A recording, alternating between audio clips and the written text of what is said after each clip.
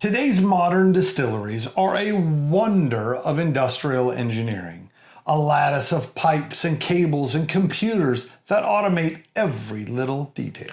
But could you imagine a distiller from the 1800s getting transplanted into that same distillery? They wouldn't have a bloody clue what's going on. Ooh, unless he found himself at the Balvenie distillery, a place where whiskey is crafted the exact same way it was 100+ years ago.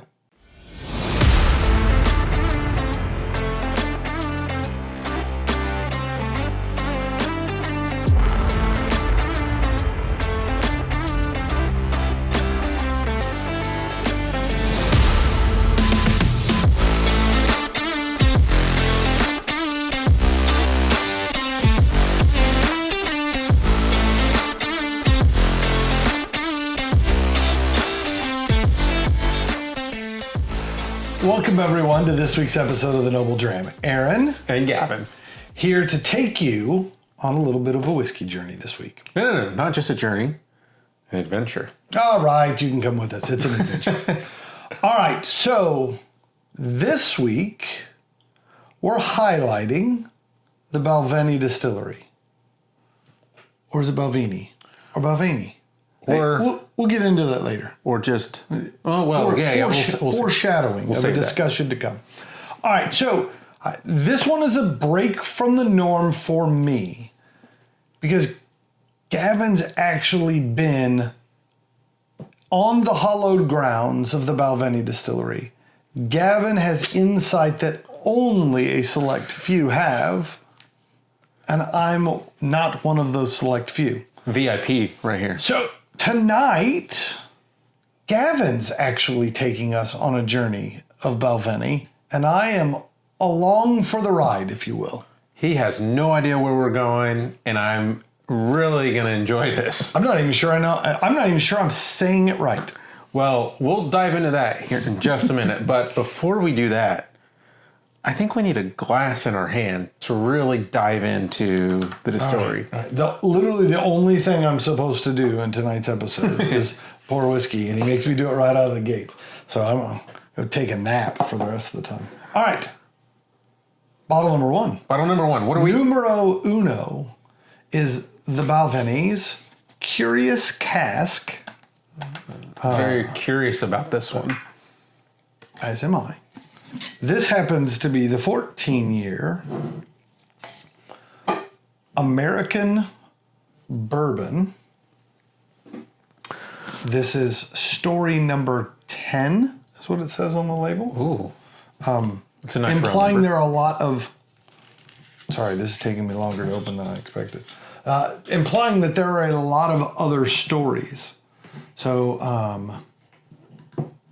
I'll be honest though, doing my research on all the various curious casks and stories, I couldn't find 10 of them.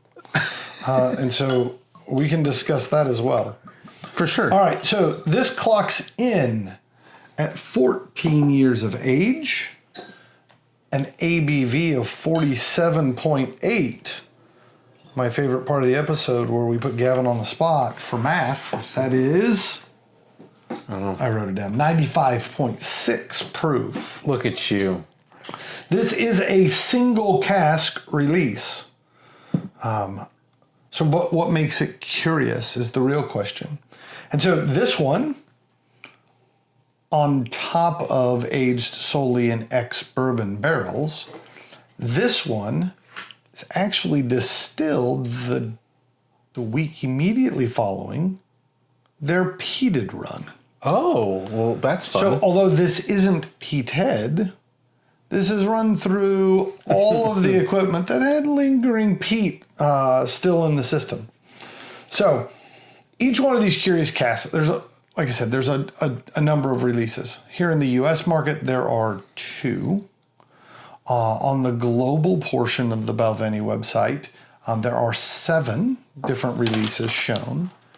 There are, however, a story that goes with each, and this one is labeled story number 10.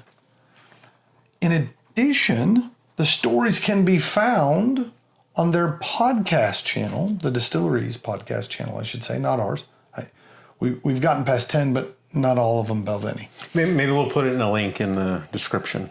Yeah, well, so here's my problem. I went digging for this because I was like, this sounds cool.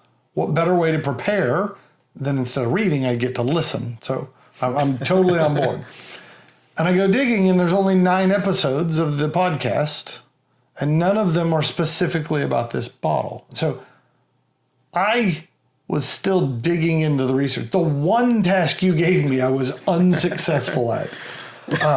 For shame. Yeah, this one gets to be fun for me. This was a brand new barrel, or brand new bottle, I should say, for me.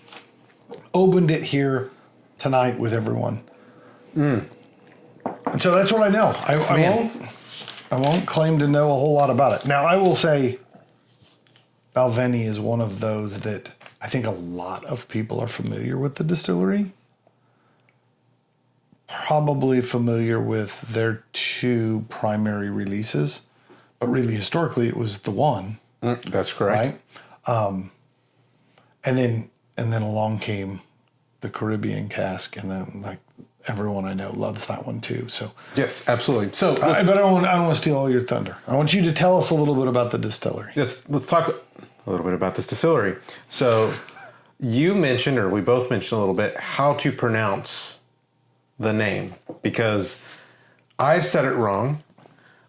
I have heard other people say it wrong, and if you didn't know, it's not the Balvenie.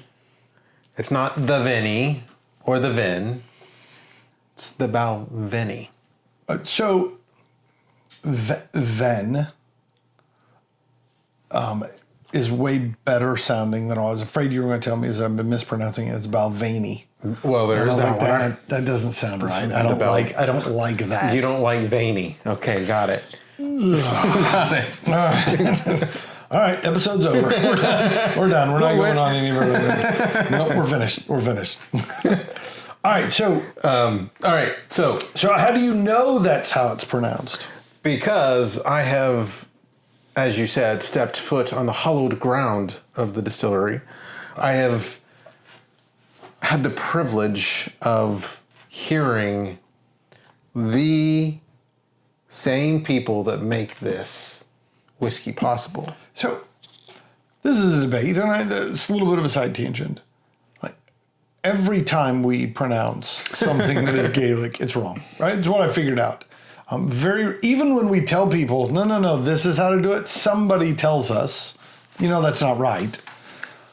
I wonder how much of pronunciation of Gaelic is like different accents here in the United States, at which the guy from Boston says car different than I do, right? Ka.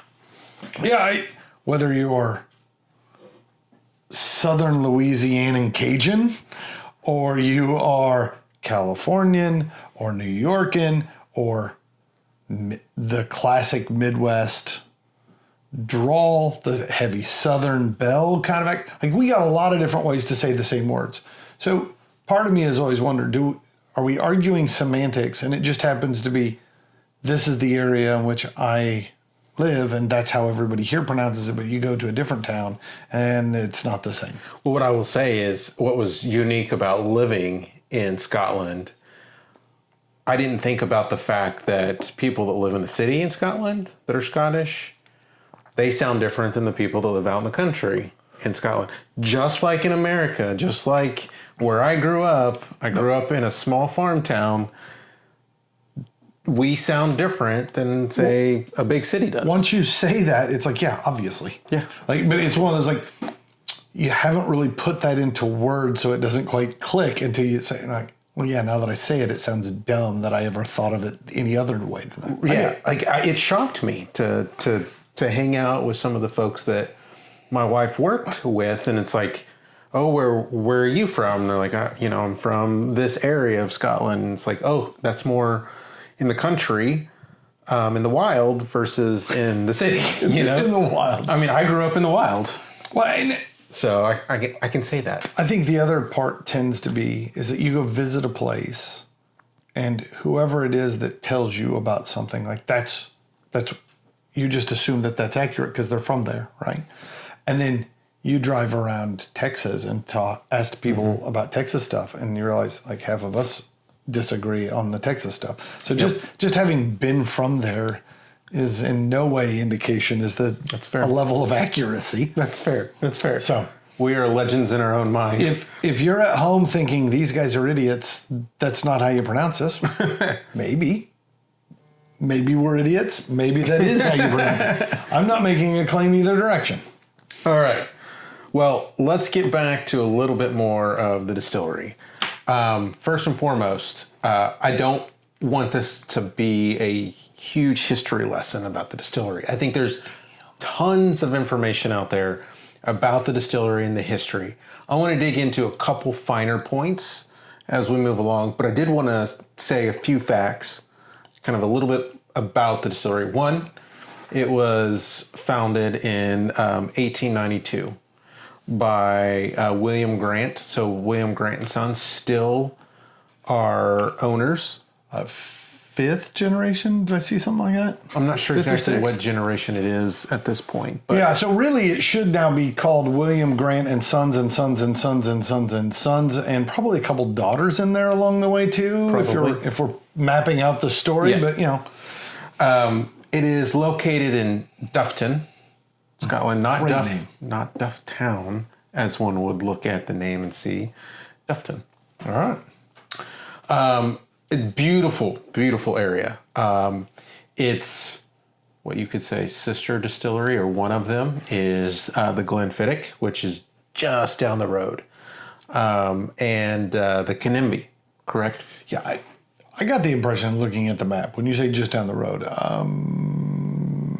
like it's one big campus. Yes. Like you don't realize it's not like you leave and then drive a half a mile down the road, or 0.6 kilometers or whatever that would be in the metric system. Like it's not that far down the road. Like No, it's really not. It's really not. like they've got that shared mailbox with two mailboxes and on one post out front. Yeah, they're that close. As we mentioned, I did have the opportunity to go to the distillery. Absolutely loved it. What I will say is, before we even dive into a lot of what we're going to talk about tonight, it is by far the best distillery tour I've ever been on to date. And no offense to anybody else, and I've got many more to go to.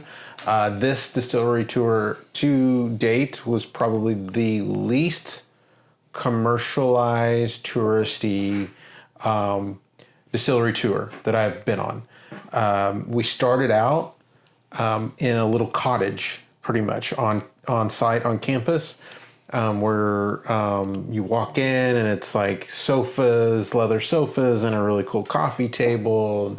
They brought us, tea and coffee, and it was just a really cool experience. You felt like you were sitting in somebody's home. The implication is that what makes a quality distillery tour is comfortable leather chairs and snacks. Yeah. It's a great way to start a distillery tour. If you've got to wait on a tour, there are way worse ways to wait. I mean, would you rather go into a noisy, Like a metal warehouse, that's where I would want to hang out. Yeah, that's like, for sure. like With rock no chairs, metal. standing up for the Rock whole time. metal, Yeah. Got it. Nowhere Aaron wants to be. No, but it was just a really cool experience to go sit in that cottage, sip some tea and some coffee before heading out and actually diving into the distillery.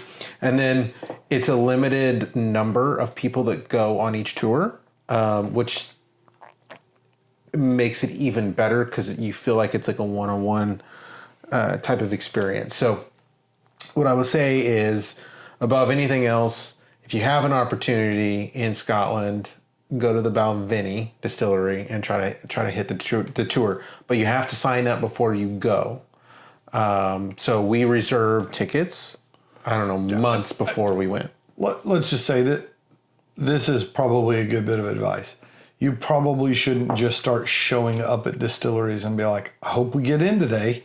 That feels like a plan for failure. There was actually two folks, I think it was two or one, that tried that on our on our tour. Did they go on the tour with you?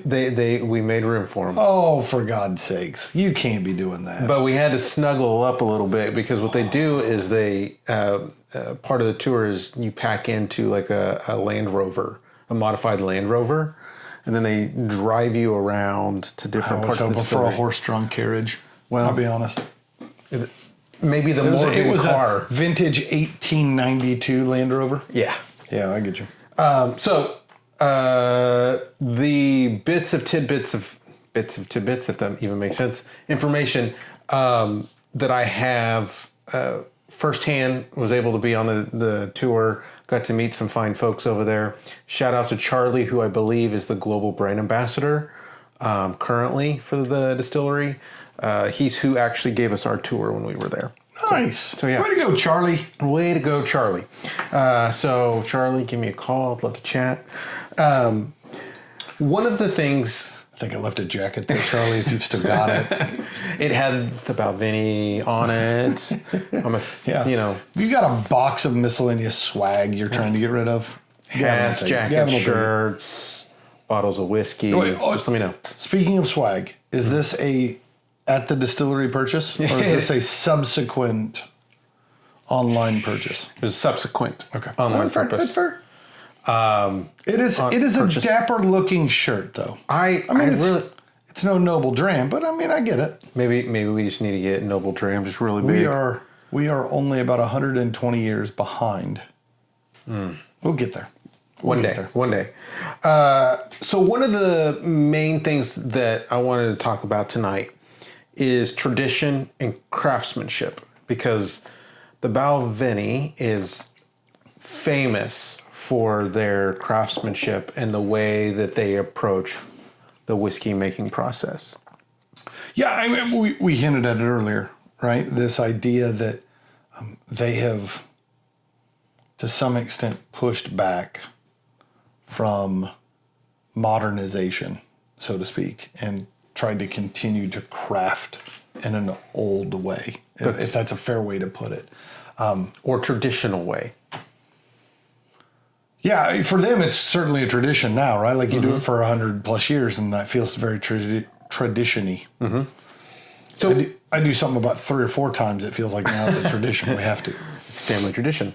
So with that being said, do you think the way you make whiskey actually matters? Like the traditional thinking or traditional way of making whiskey versus an automation, computer generated, do you think that actually has any impact to the whiskey? I mean, I think we live in a world that wants to say precision is key, engineered, science will prevail, but yet the most profound things I've ever been a part of were always artistry. Right? It was the creation and craftsmanship. The part I always struggle with is that you start with a variable, right? Growing season on the grain is different. Sugar content, moisture levels, like all of that kind of stuff varies. And then you try to apply the same process every time.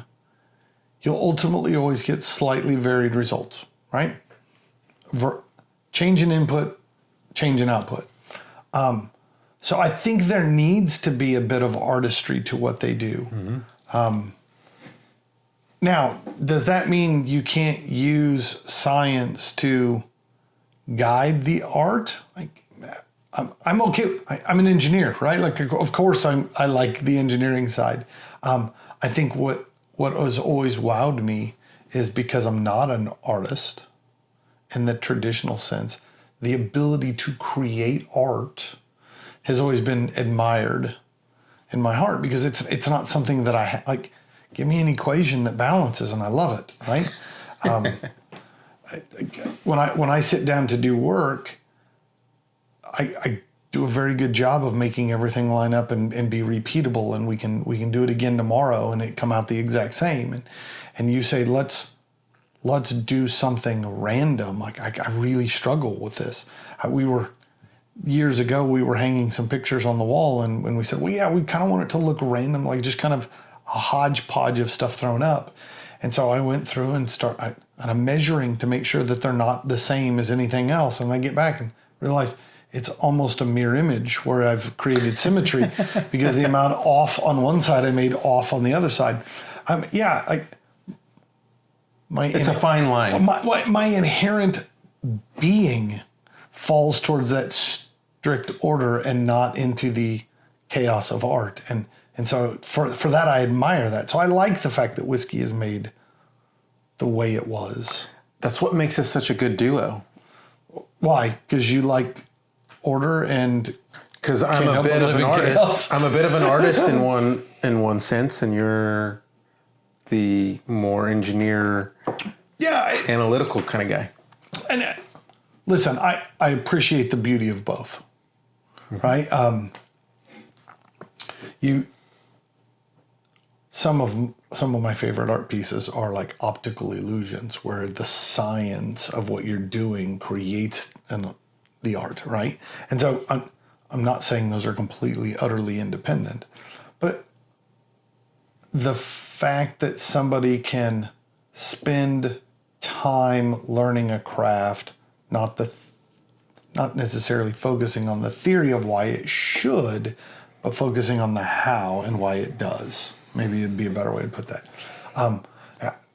I've been a huge proponent of this idea of betterment through apprenticeship and creating and learning a craft, especially for me as I've gotten older. Like I feel this calling to take the knowledge I've managed to accumulate over the years and like how do I better the next generation of guys coming up behind me to get into doing what I do, right? I just imagine you with like a wizard hat as Gandalf.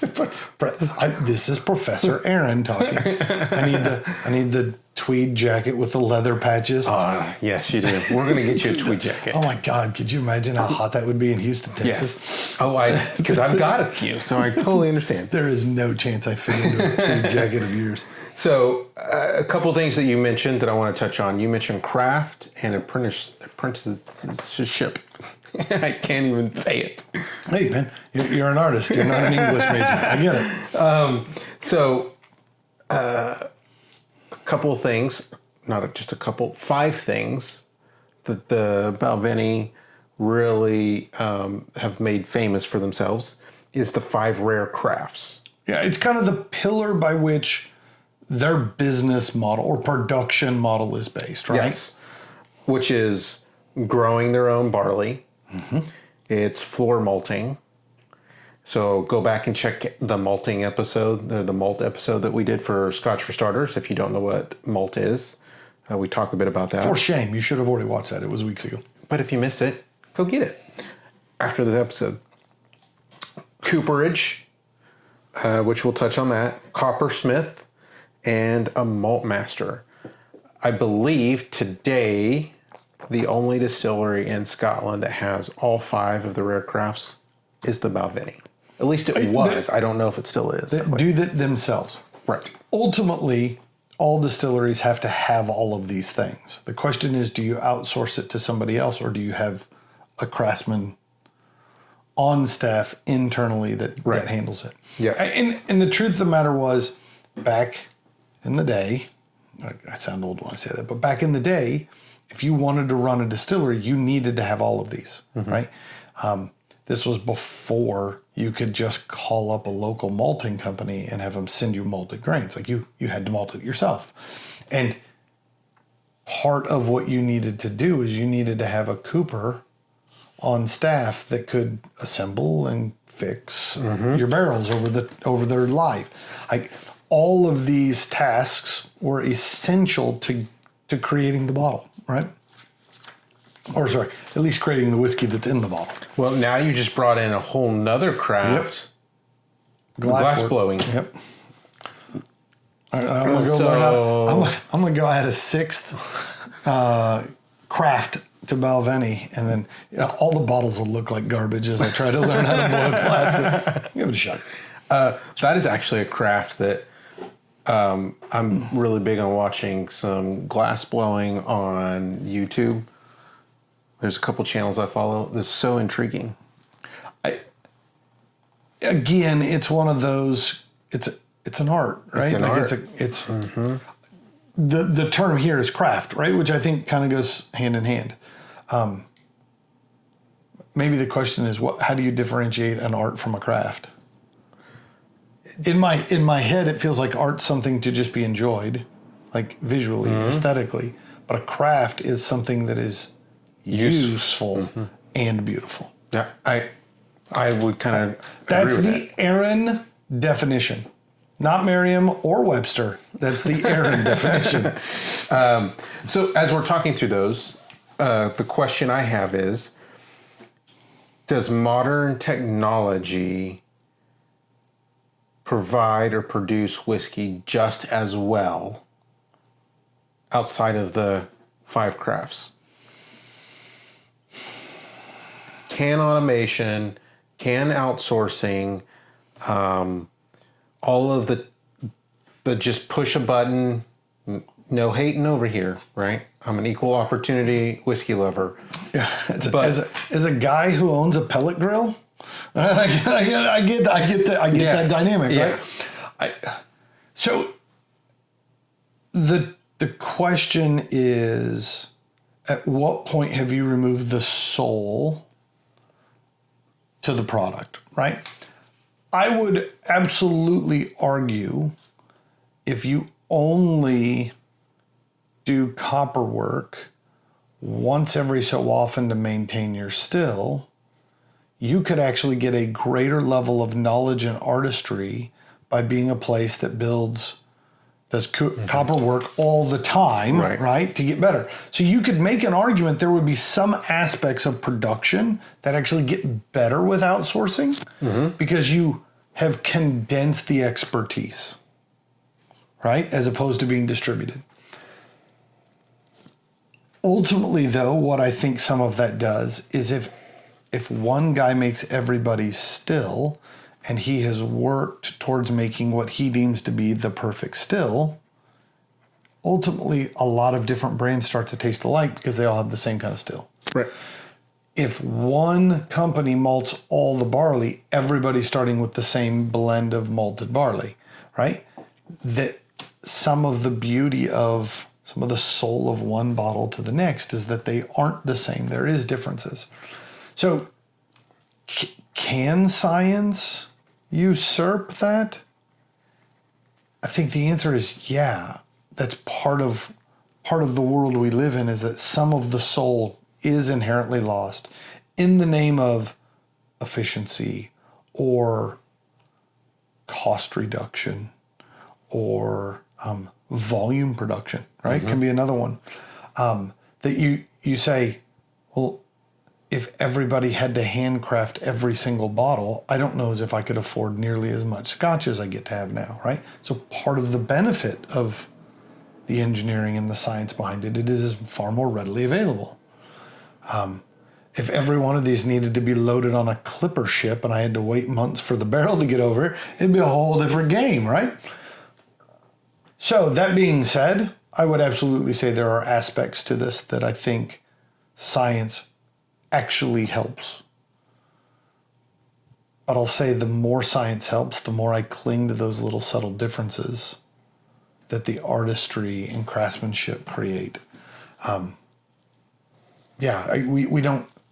We don't sit and talk about how much we enjoy Scotch. We talk about how much we enjoy Scotches. Yeah. Right? It's what we enjoy is the differences from one to the next, right? And it's not that they're all the same. So I'd say science has made it more cost effective and more available, and thus has created some of the passion for whiskeys for me. But yet at the same time, I keep falling back to the artistry that divides everything. I think that there is there's a balance, right? I mean, it's just like anything else these days. Just like a car. One of the things that I love about the Balvenie is they have several stories. They've teamed up with people like Anthony Bourdain on the Rare Craft mini docu-series. They've teamed up with Questlove on a newer version of that. They've teamed up with a few other folks. One of the things that they did, and I'm not a gearhead, but there is a car made in the UK that I absolutely love, and it's the Morgan Motor Company. They are gorgeous cars, and they are handmade gorgeous cars. So the Balvenie in their craft series and all of that they do and produce, they actually had a Morgan built for them. And they showed going through that process of it being built and even going into the hand-stitched seats and leather and like all of that fun stuff, right? And then they drove it around. They even brought it to the United States, and they drove it around the United States, which was pretty cool. But thinking about the craftsmanship in, let's just say, an automobile, right? How our cars today are mostly built It's on an assembly line, line, yeah. right? Thank you, Mr. Ford. But the difference, again, the cars don't have the same kind of soul and the same, like they're not unique individual pieces like they used to be. But I can afford one. Exactly. I can't afford a Morgan, and I would love one. Morgan, call me if you... If you've got an old box of Morgan cars sitting around you don't want, call Gavin. I'd love one. I'm just imagining somebody sounds like, I got a junker old one I don't want. If you want it. In Houston, yeah, probably so. There's probably somebody that has one somewhere. Okay, so when we talk about the craftsmanship like the Balvenie, and there's a story behind it, do you think that sometimes we fall victim of the story? Or do you think that the story helps it and it's intriguing and it makes you want to buy that bottle? Yeah, I mean, let's be honest. There is always a part of whiskey that is marketing and sales, right? Like those obviously go hand in hand. How does the bottle look? What is its price point? A lot of it has less to do with what's in the bottle and more to do with how hard it is to get that one, or how attractive it is to the eye, right? Like the liquor store is designed to catch your eye and make you want to pick something up, right? It's like fishing lures, right? Like that's what they are. This smells much better than a fishing lure. No, and so can we get suckered into that's such a good story that we like something more because of the story? Absolutely. I mean, it's not even a question. It's one of the reasons why I enjoy doing blind tastings, because you eliminate a huge chunk of why we bought bottles, and then you really get to enjoy just whiskey. I think of it as the equivalent of like putting on noise canceling headphones and you can't hear all the chaos for a minute and you just get to be in that moment. Same thing with whiskeys. The hard part is always being able to separate that. But ultimately, do you want it separated? Right? Like I think it's fun to really blindfold yourself and really taste what's in the bottle, right? It's a lot of fun. But at the end of the day, part of the enjoyment in it is the story. So there's nothing wrong with enjoying the story. Even when we know that the story's probably not true, we still love the story, right? It's the fish was this big, I swear. Yeah, but I mean, yeah, a bit. The truth often falls short of the story we love, right? That's why the movie is based on a true story. It's not the true story. The true story isn't as good as the based on a true story is. That's right. Yeah. So yes, I think that occurs too with whiskey, or it occurs with food, and it occurs with like everything has got a story behind it. And especially us, in the States with the stories of the bourbon guys, right? And this guy claims he created it before this guy created. Does it matter? Ultimately, at the end of the day, again, I'll probably catch hell for this. Does it matter if Scotland made whiskey before Ireland or Ireland made it before Scotland? No, I'm not drinking any of that stuff anyways, right? The reality is I enjoy what they make today, right? But man, it's fun to talk that story. Yeah. I mean, there was distilled spirits happening probably all over the place, and we just don't know about it. It wasn't written down. It wasn't, I think some of those tales of where whiskey started, it's like, okay, yeah, that's the first time it was written down, but and who knows? There's life all over this planet. Right. Like the argument over who created it now is not actually who created it. The argument now is who can find a record that's older that talks about it being created. But that doesn't mean you were the first to do it, right? It just means the first one that got written down, or the oldest one that got written down, right? Like not even saying it hadn't gotten written down before then anyways. Right. All right. Do we need to talk about this whiskey? Let's talk about this whiskey. It's your bottle, so I guess I gotta go first. Wait. Here's what I'll say. A lot of times when we do this, if it's your bottle, you'll crack it open and put a pour in, just so like as you're getting ready, you kind of get yourself in the mindset, get lost in that story, if you will. But this one was a new one, so I had not had a chance to try this. So this is as blind of taste as we'll get. Gavin, you had the Nick pour. And we all know that doesn't matter. Or does it? It's a whole nother debate. It's not really a debate. It doesn't matter. But go on. All right. I want to hear what did you pick up on the nose on this one? On the nose, I think that it has a lot of the same characteristics that I get on a kind of a standard offering from the Balvenie. It was intended to be, right? And then they went back and started tasting barrels and they're like, wait a second. This one's different. Dare I say they were curious about it, right? And went back and looked. Curious George. I think the idea that you're picking up on classic Balvenie hints. Did you say the Balvenie? Did I say Balvenie? You did. Balvenie? Giorgio Armani? I kind of want to say Balvenie again. No, so you would. Here's one of the things that I find interesting. This actually reminds me a lot of the 12-year single cask, because the Balvenie that we normally drink is the double wood, which has a sherry finish on it.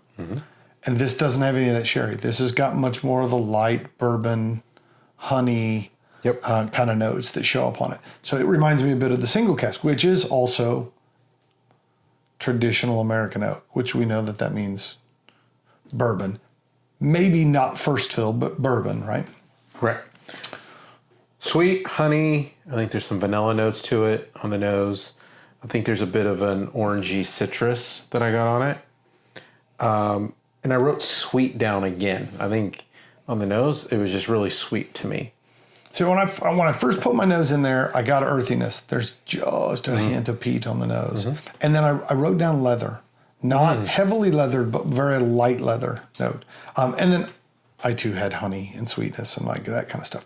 But like faint leather. Okay. Right? Not like not a dark tanned baseball glove, but it's like a leather saddle that you may have gotten some orange juice on or something. Good Lord. I don't know. These get out of hand. All right. On the palate, do you stay the same or does it carry on you? I think you said a couple things on the nose. I put earthy on the palate. I think it's got that traditional kind of cereal grain note to it. There is a slight smoke. I'm just checking stuff off on my list. Yeah, that's really where where I went. The only thing I would add to that is I picked up pear on the palate. Mm-hmm. The sweetness actually subdued just a little bit away from the more sugary version honey and softened into more like a fruit sweetness to me. But yeah, I mean, just a wisp of smoke, a little bit of that earthiness, and I really, especially as I came back to it repeatedly, I got more and more and more of the malty grain notes on the palate, but not a dry side of malty grains, but like the sweeter side of malty grains. Yep. Yeah. All right. On the finish, I went kind of a long medium finish. It's warm. There's a drying nature to it, and then I put a crisp apple. Yeah, I'm with you. There was a sharper, spicier kind of tinge to it at the beginning, and I'm still not positive I feel perfect in writing it down. But if you've ever had a dish that just needed acidity, not necessarily citrus, just needed something, whether it's just like almost apple cider vinegar-esque, that's got that sharp edge to it, but still has got a fruit kind of thing. And I'm so hesitant to say it because I think it paints this picture of just being overly tart, because you start thinking about all the stuff that's got. But you make a good barbecue sauce, it needs just a little bit of that to cut through the cloying sweetness, right? Like that sharp edge to it, and it's got just a hint of that on the finish. And then all of the things we've been talking about. There's honey, there's like a golden crisp apple, right? Like that, not overly sugary red delicious, but not quite tart yet either, that kind of in the middle. And as I sit here, the maltiness carries, right? Kind of finishes the Agreed. day. I'm somewhat surprised that I picked up on more peat notes, the earthy smokiness on the palate than I did on the finish. Peated whiskeys almost always are the other way around to me, that I get a lot of peat on the nose and I get a lot of peat on the finish, but the palate tends to be where the peat all disappears. And this one kind of inverted all of that, which I found intriguing. All right. You got to put a number to it. Okay. All right.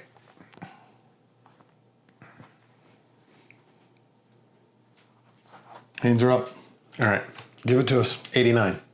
89. That's a 89. solid score. Yes. That's a delicious one.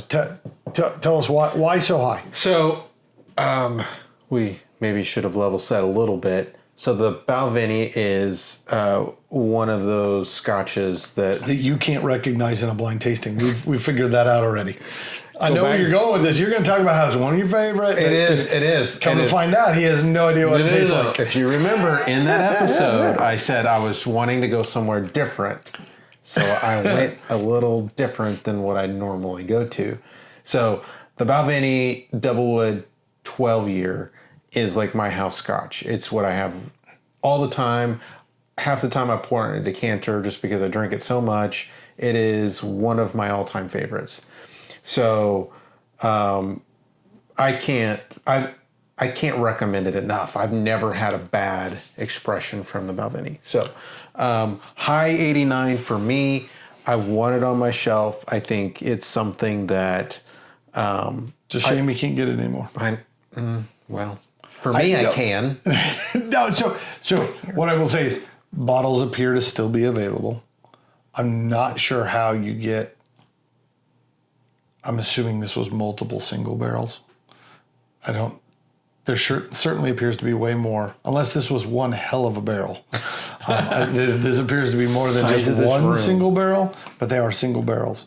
So yeah, I think you can still stumble into these. I believe the Balvenie website allowed you to purchase them from the website. So race out and get one. I could not have agreed more, but I'm at an 88. 88.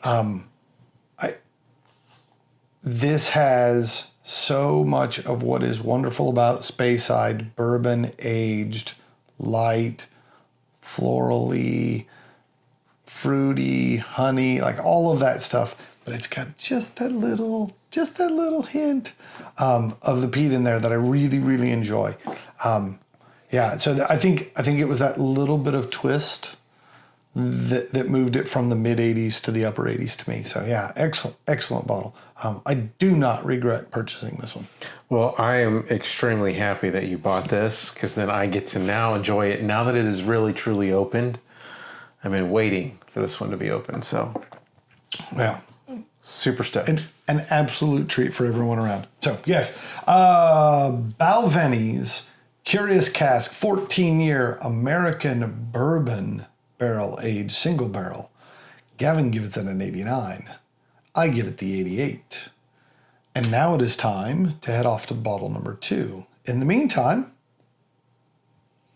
see what Gavin did when he was on vacation. Touring the Balvenie, you realize it's not chasing trends, it's preserving tradition.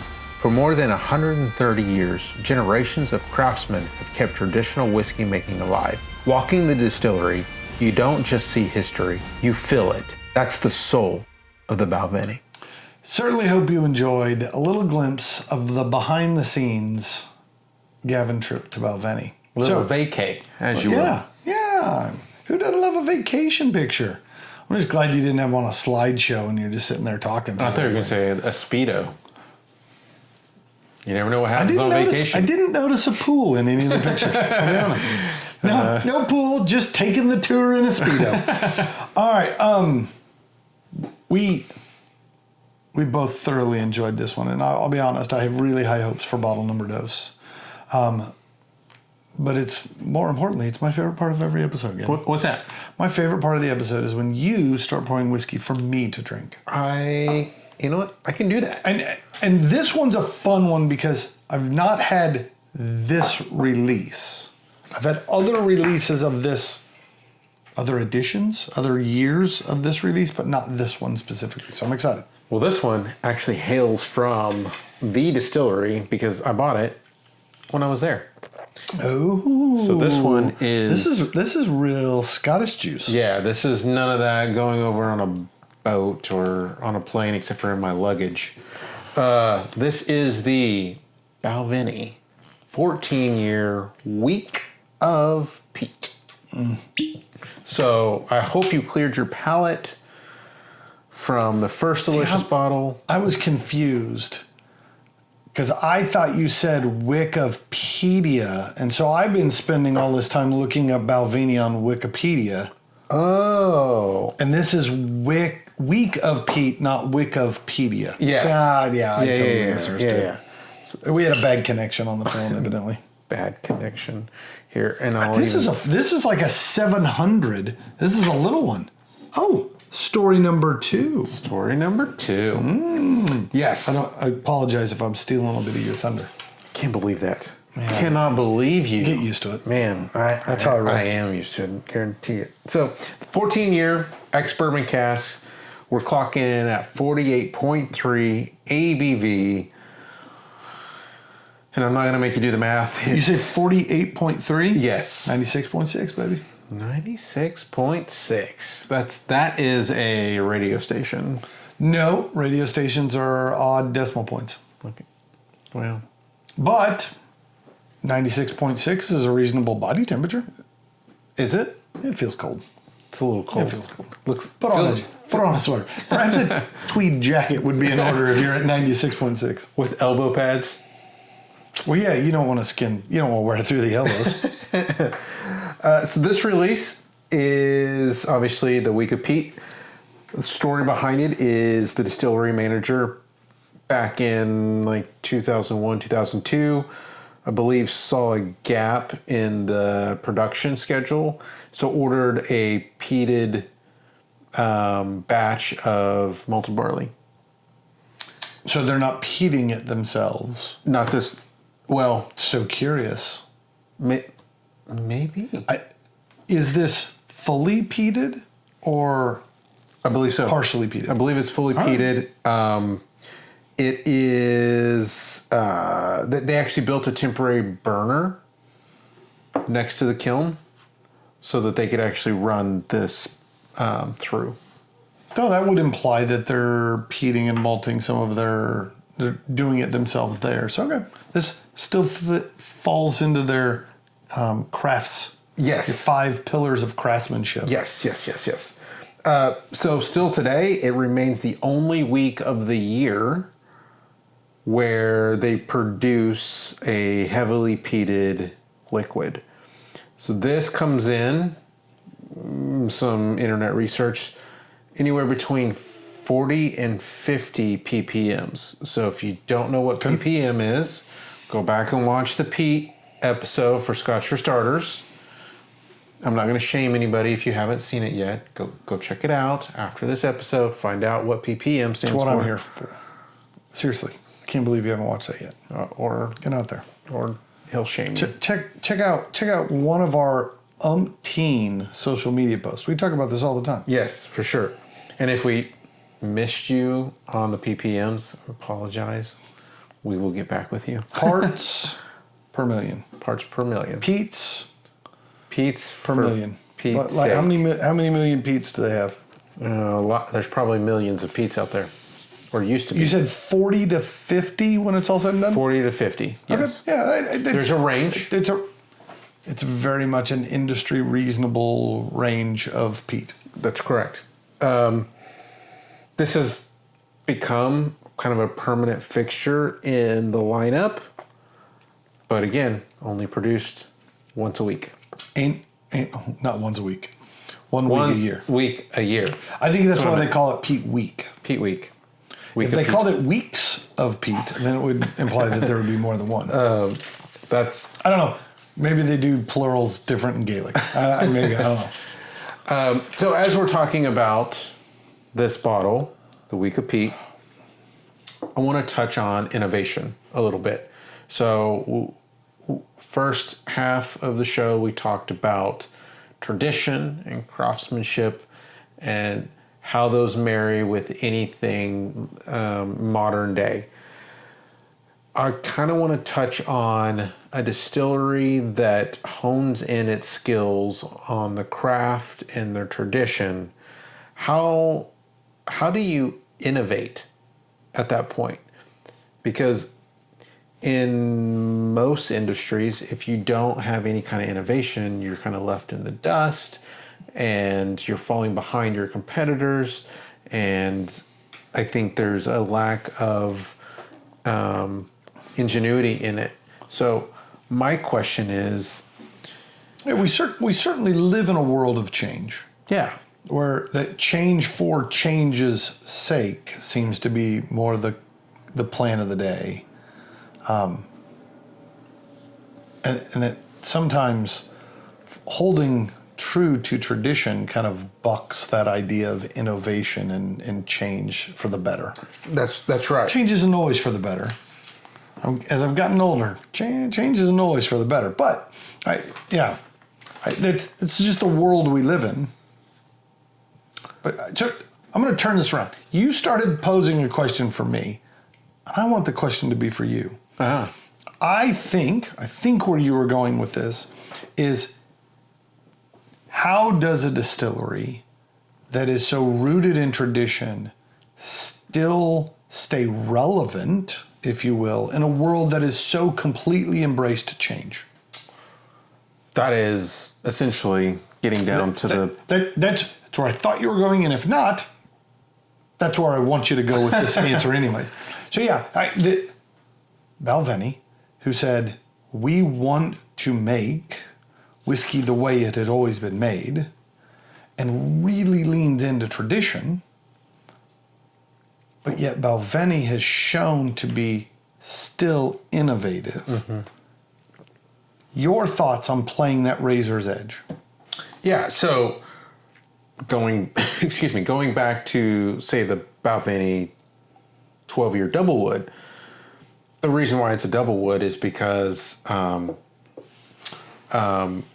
Stewart decided David Stewart was going to experiment with different types of cask finishing, and he essentially became pretty famous for being one of the people to really start that process. Not only in Scotch, but we can thank him for those innovative thoughts in all whiskey, right? Because there's finishing barrels all over the place these days. Different types of releases and different distilleries really trying to take that to the next step. For the better or for worse. There are some casks that I'm like, I don't know why you would want to use that wood in the first place, but... and sometimes it's not just wood. Right. Sometimes it's what that wood previously held. Right? Exactly. So thinking about the Balvenie and how to be innovative in their own right, I think they have been very innovative in how they finish whiskey, the types of wood, really honing that in, I think, is one of the main ways that they have still stayed relevant in this constant world of change, but still doing it in a very traditional way. Well, I think the obvious thing when we talk about finishing is there is actually a pretty pronounced tradition of finishing in sherry, right? I think the fun and chaos comes in when you start finishing in other things, whether they're a variety of different dessert wines or just traditional wines, fortified or otherwise. The changes in SWA regulations on the use of other spirit barrels, right? Because there had always been other whiskey barrels. Well, then it was, they allowed rum barrels, or they allowed tequila barrels, or mezcal barrels. Like that changed things. And so for me, I've always been a big fan of Glenmorangie and what they have done in their world of how they finish, and they have become famous for that skill set. But truth be told, Balvenie led the charge on several of the finishing options, right? Like the introduction of the double wood, they were I don't know if it's technically true or not, that they may not have been the first ones to start playing around with it, but they were one of the very first ones to bring it to market. And then it immediately became the norm. Now go and look at how many distilleries have a 12-year-old bourbon and sherry matured, whether it is dual maturation or bourbon then in sherry in the way of a finish, like whatever that is, like almost everyone has one of those, right? But the Balvenie they were the early ones to do that. That's right. They led that charge again on rum, right? Like I remember being blown away by the Caribbean cask, at how different that was, how delicious it was. It's still the tradition of Balvenie, right? Like they didn't change anything else, or everything else, I should say. But man, that was not traditional in its process. Now you look around, the idea of rum finished stuff has become quite a bit more popular, right? I can think of several brands right off the top of my head that offer a rum finished. But in my experience, Balvenie was one of the first ones to jump into that too. So I like the way they have married tradition with there's nothing wrong with trying something new. I think the problem tends to be we live in the States where tradition is dozens of years, not hundreds of years. I think if your brand gets too caught up in changing things on a whim, if you will, it ultimately means you don't have anything that is the true you, because everything could be you. And I don't like that either, right? Like I don't think you should never change, but at the same time, I think you need some stuff that remains constant. So diving into something just real quick here, limited releases. So we've talked about it on a couple episodes. How do you feel about limited releases? Do you feel like a brand, and we've had, David Blackmore on. Yeah, it's Ardbeg, right? Like, right? Ardbeg, it felt like they said, like, well, here's our 10-year, and everything else is going to be a limited release. We're just going to make limited releases. The challenge is if everything becomes limited release, at some point you have to come back around and limited release a thing you've already done, right? Like, you can't just infinitely have variations. You will stumble into things that don't work, right? Like, you will bump into the edge of acceptable. I think the problem becomes as the consumer. I think the fun and artistry and joy of distilling, do one-off batches all the time. But at some point you need to sell and you need to create a brand recognition. You need to understand. You need the consumer to understand that when they walk into the store, buying a bottle from here means I get something like this. And if everything is different every time, the consumer becomes confused, right? Well, I think the consumer becomes fatigued because as somebody that can be a brand loyalist, you want the next release, and then now you're 5, 6, 7, 10 releases in, and you're like, gosh, I've got too much of that one. Yeah. Right? It's the fear of missing out. Like, you want to have. I've run through waves where it seems like I buy like 6 or 7 different bottles from that distillery because I'm so blown away by something, and I keep chasing that high, right? And then what you realize is, like, I'm not getting it, right? And so then you stop, and then you find out that 6 months later, number one whiskey in the world was the special release, and you're like, I gave up on them before I got around to the good one, right? I think the same problem occurs when you have annual releases of different stuff.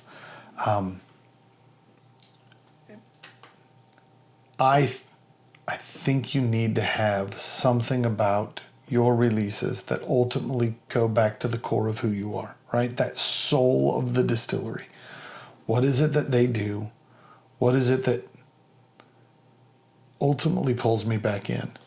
You see, from a marketing standpoint, you see distilleries release peated versions under a different brand and under a different label than their unpeated, because they don't want to create brand confusion that when I went in and bought brand X, right? We'll pick one as example, right? Like I bought Bruichladdich this time and it was unpeated.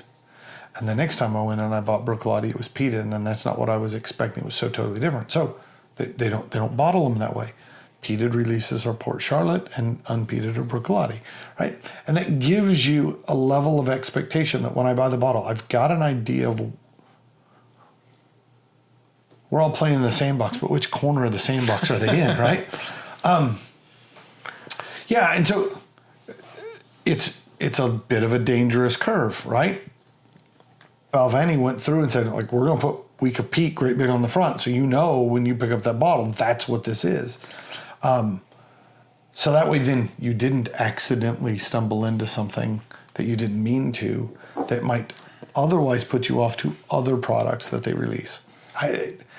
In the world of sales, that is a fine line of wanting there to be variety and excitement and anticipation of things that come out, but yet at the same time not so confusing that people don't know who you are. As a weird tidbit of information, do you remember the movie Splash? I do remember the movie Splash with Daryl Hannah and Tom Hanks. Yeah. So sure. I believe that was the movie that, because Disney, it's technically a Disney movie. But it has a mermaid in it. But at the time, it was kind of risque in its language and what it showed, that then I believe they started Touchstone, and that's a Touchstone Pictures, but it's technically You're telling me Touchstone is the raunchy version of Disney? There you go. I didn't say it. He said it. But I was just summarizing.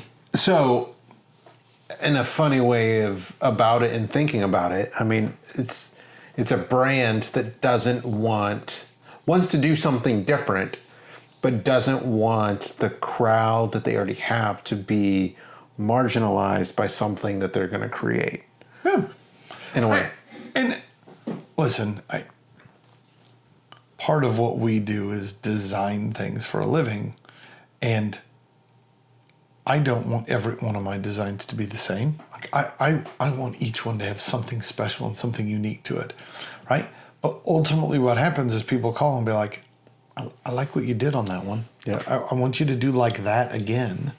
And so, yeah, we play that fine line when in what we do. And I think the true matter of a craftsman is understanding how to create some level of repetition and consistency, but yet at the same time giving subtle nuances that allow for some differences. There's a couple things. One, I love the way that you talk about the soul of something. When it is handcrafted, there's a soul behind it. Yeah, we should create a movie, All Bottles Go to Heaven, right? And their souls are released. And yeah, for sure. For sure. It's just a bunch of sad, empty bottles. Yes. And then relating what you just said about the craftsman, like in my current home, I have some handcrafted, hand-milled cabinetry. And I could go in and replace it with something more modern, something more sleek, something that would look better. You can buy something from IKEA tomorrow, have it delivered to the house. But my God, somebody hand-milled very ornate things, and that stuff is in every cabinet in the house. And so it's hard for me to remove that because it's somebody spent time and effort on that. Even more so if the craftsman's story, it's not just the thing they crafted, but the story of who the person was that made it, right? Mm-hmm. Like you think about family heirlooms that have been passed down over generation and generation and generation. This is the chair my great grandfather made, right?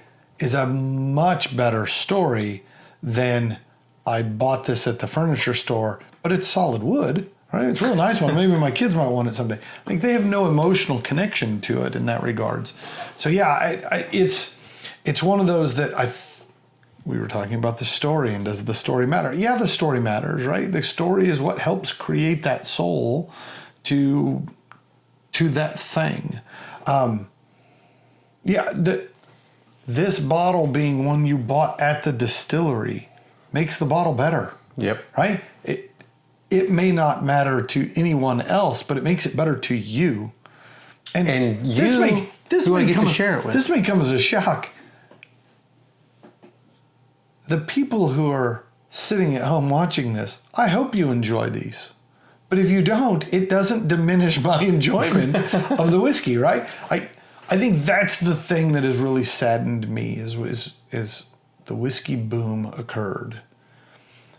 Too much of people's value in what they had was based upon other people's opinion of it, right? Whether that was, well, what is the secondary market price for it? Well, who cares what the secondary market price is? You already own it. If you want it, drink it, right? It doesn't matter that you could resell it for a whole bunch more. That's not what you're here for. I don't care whether or not that bottle I own was rated 95 and above by whiskey advocates. Doesn't matter to me anymore. I already own it, right? It might go into take a flyer on a bottle. Well, let's try this one. This one I've heard is good. But ultimately, once I own it, it's here for me to drink, and let's enjoy it for what it is. And who cares if nobody else likes what you like? Yep. Right? I have on more than one occasion pulled a bottle out and had been chastised by people in the room. They're like, seriously? Like that one? That's the one you like? I was like, yeah, it's really tasty. almost always, I won't say always, almost always, you put that in front of somebody blind and they're like, that's pretty tasty, right? It's the preconceived notion. Mm-hmm. It's the thoughts they had about the distillery, about the brand before they took a sip that ultimately changed their perception of it. And that's, to me, that's the fun part of this. All of this, right? Like sitting and drinking whiskey is the fact that you get to just enjoy it for what it is. The fact that we get to sit and drink a whiskey with you makes this whole idea of the NobleDram work. Yeah, it wouldn't be nearly as fun if we had to stand. The fact that we get to sit and do it, that's the key. All right. Well, let's get to this bottle. Okay, I was just thinking I probably need to put a number to it, and then you called me to make me do this, and so now I got to think of a number real fast. All right, real fast. As we run through. So this one, to me, the fun of this whiskey is how much different it is by the time I got to my 10th sip than it started.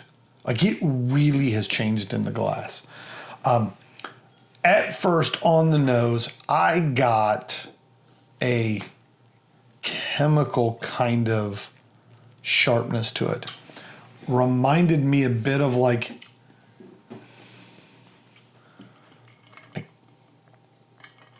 you've all been by a pool that had chlorine put in it too recently, and it's got a little bit of that funk and that little bit of bite, a little bit of, and then as I sat here in a little bit, I was like, no, it's really more of like a briny saltiness that shows up on there.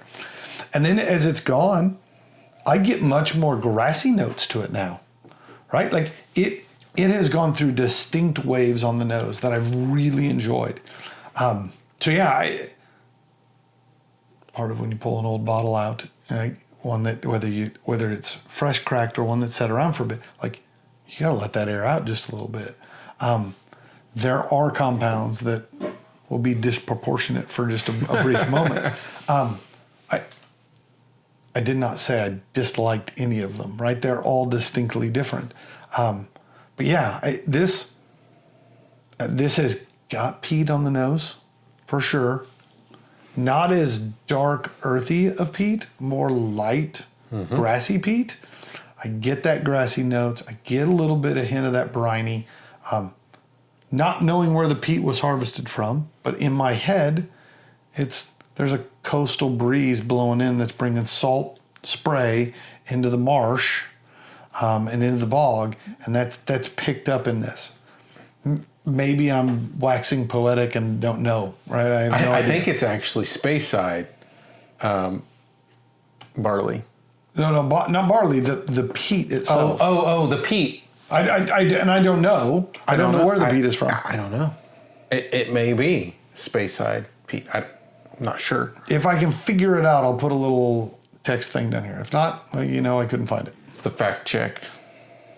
Yeah, we keep talking about doing all this. Like, you've seen the TV shows, and then they do like the thought bubbles with like all the factoids. Yeah. I thought that would be fun. Then I realized how long that was going to take me, and I was like, "Nah, we're not doing that. Yeah, we're not doing that." Just let us know in the comments. Yes, no, that's your job. You guys put the factoids. Let us know what everything we got wrong. We love it. Other than agreeing with me, what did you think about the nose? I think it does have that kind of wet hay, grassy note. I think there's a butterscotch. Maybe that's just because I love my old man candies. The Werther's Originals butterscotch. I think that there's a bit of that. I did get floral notes. There is a cereal note that I got to it. I don't get the butterscotch. You don't get the butterscotch? No, I don't. Maybe I'm even looking for it and not finding it. Maybe it's because I just Do your hands smell like butterscotch? What have you been doing? Hang on. Just a general butterscotch musk about you. It's actually, I can think of way worse ways to smell, though. I'll be honest. For sure. Okay. All right. Palate amps up the peat. Yes. Again, this surprises me because so often the palate is the soft spot in the peat train, right? But this, I think the peat is stronger on the palate than it is on the nose, which I find fascinating. Smoke shows up. Yep. Just a hint, a wisp of it. And floral becomes much more potent. I said grass to begin with. This turns more flowers, right? There's still a grassiness to it, but I think we've shifted. It reminds me of like the fields of heather that you see growing wild in the Speyside. So I get that. Yep. Couldn't agree with you more. I think there's a creaminess to it. I put smoke. I put tobacco. Maybe it's a tobacco smoke. I feel like this to me is reminding me of smoking my pipe in Scotland, just hanging out in the chillier weather than we do have here in Houston. Yeah, this has got sweater vest written all over it. Yeah. It's got my cardigan. The cardigan with the buttons and the pockets with your butterscotch candies. Yes. No, this is all making 100%. Did your cardigan have leather patches on the elbow? But maybe, I haven't worn out the elbows yet, so. Okay. Is the leather patch on the elbow like a repair patch? Yeah, essentially. I just assumed these jackets came with the leather patch to begin with. I think that. I think I some of them do, but I own no leather patched clothing, so I don't know the answer. I think it's like people that buy ripped jeans. It's kind of that thing. It's like if you buy a sweater with the patches, it's a fake patch. The patches are really there for repairs. Faux patch is what you're saying? Faux patch. Faux patch. Yeah. All right. Hot take. I don't know if it's For all the people that wear patches on their elbows. Both of the people who still buy these things. Yeah. All right. On the finish, do you feel like it tracks from what you got on the palate? I think some of the peatiness ebbs a bit, and the smoke becomes a little more prominent on the finish. Okay. I think the grassy stays. The notes you were hinting, tobacco, right? Like absolutely there to me. Like almost wet tobacco leaves. If you've ever been in a tobacco barn, right, where it's drying out, I get a little of the greener tobacco thing, the wet tobacco rather than the dry.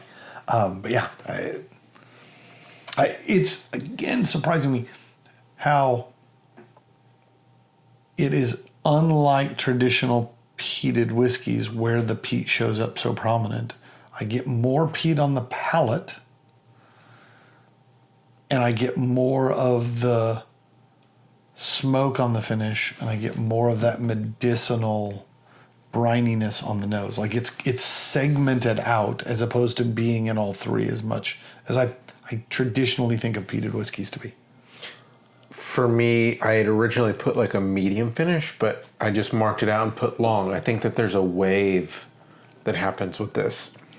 I think there's a creaminess, like a viscous, creamy vanilla that I started getting kind of after the smoky, after the tobacco.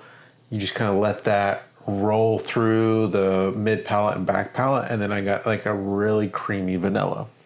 I'm getting like almost overcooked caramel, like a kind of burnt sugar, custard kind of thing at the end. Kind of reminds me of like the charred sugar on the top of a creme brulee, right? Almost on the end of the finich. Yeah. Yeah. All right, you want a number? Yes. I already have mine. You got yours? I took one shoe off to count up toes, right? Just to get this right. One shoe off. I am at a 90, a 90. This one is excellent. And what I'll say is, it's got a lot of the things I like about Balvenie, right? Or Balvenie, sorry. See, this is my Americanism showing up. It's got that lighter honey kind of undertone. Like it's got classic-y Balvenie flavors under there. But here, instead of those being the prominent flavors and the peat playing backseat like we had on the previous bottle, the peat comes to the forefront and the traditional Balvenie shows up as the supporting role. I like that dynamic. That's a fun twist. It's unlike anything else. The fact that this bottle came from the distillery on your vacation, so it helps a little. I think the story helps. I'm at a 90. All right. Well, I'm going to beat you just a smidge. Let bitch. me guess. 91. 91. Yeah, see. Percent of 91. This bottle, to me, intrigued me when I was in the distillery. I love peat. I'm a peat head, if you will. Instead of a pot head, I'm a peat head. Why does that have to be instead? I mean, I guess you could be. There's no judgment. Yeah. I mean, it is what it is. No, we're judging. We're just not going to say it on here. This is something that I want on my shelf, have on my shelf, and I'm excited that I get to share it with you and with you. If you have an opportunity to get the Week of Peat, please go out and grab a bottle. It is delicious. Hand me the canister. I actually had been lucky enough years ago to get the original Week of Peat release. It was the first year they did it. 14 years after they did it, right? Because it was 14. And they actually had a calendar, and it showed which week they had peated and stuff. And I want to say this release was like 2 or 3 years into that process. So even if your bottle doesn't look, the canister doesn't look exactly like this, they do this every year, and each one has a slightly different. I know what you're talking about. Yeah, it's a different label even on the bottle. I wish I had that label. Looking back now on some of those bottles I got years ago, I didn't realize quite how spectacular those were, because at the time, great whiskey was easy to get a hold of, and now you're like, oh man, that's hard to stumble into some of these gems. And I'm like, no, I think just a long time ago, I just bought the stuff that caught your eye, and they were all damn tasty back in the day. What I would love to do, and I don't know if this is even a thing, but man, if I could get labels off the bottle without ripping them, man, I'd love to put those all in a book. That way I know, like, I keep track of everything that I own and that I've drank, but man, if I could have a label to label comparison, would be great. We're not being paid to say this, but there is a gentleman online who makes art pieces out of broken bottles. Yes. That I think is so cool.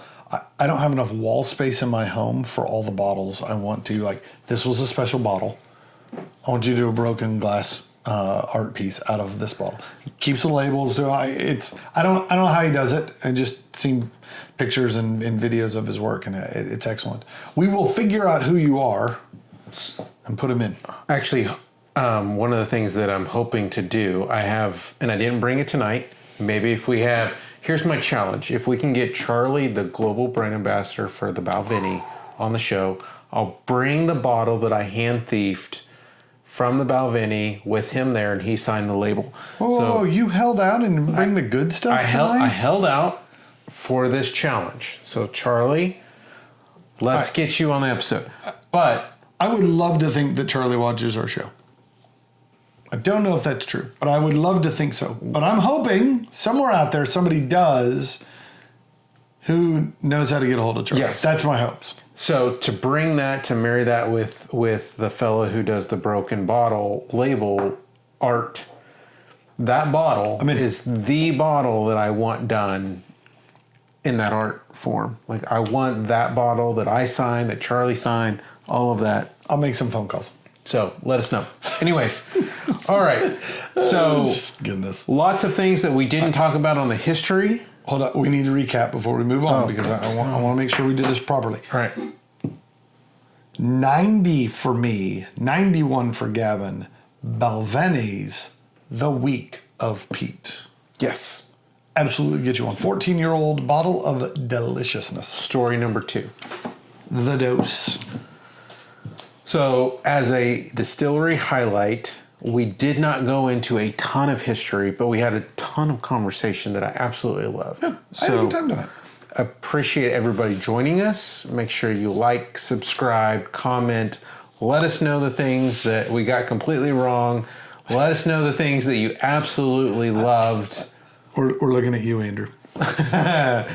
We Tell him he said something wrong. That's all I love. More than anything else is somebody commenting to tell me that Gavin was wrong. We love your comments. I don't need anybody telling me about my faults, but anything wrong with Gavin. Tell me I'm wrong on everything, and I would love it. I love your engagement. Is that what you're This is what I'm toasting with, man. I put a splash of the original on. Oh my god. This has become one of my new favorite things, is to go back and hit the first one again at the end of the episode, because it is so different. It is. And yours actually has gotten cloudy from evaporation. Yeah. There's less peat on the nose or smoke than I had originally. So. All right. Until next week, in the old words of Adam West, same bat time, same bat channel. Cheers. And Slàinte. We want to thank you, our noble listener, for joining us. We believe each whiskey has a story, and so do you. So give us your thoughts by leaving a comment. And if you have a whiskey you'd like to see us share, let us know. You don't want to miss a single episode, so subscribe to our YouTube channel. And make sure to like and follow us on Facebook, Instagram, and TikTok to stay up to date on the Noble Dram. And if you find watching us difficult, you can always listen to each episode on Apple Podcasts and Spotify.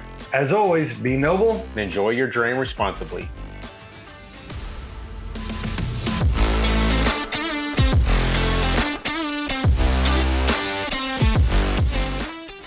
Nailed it.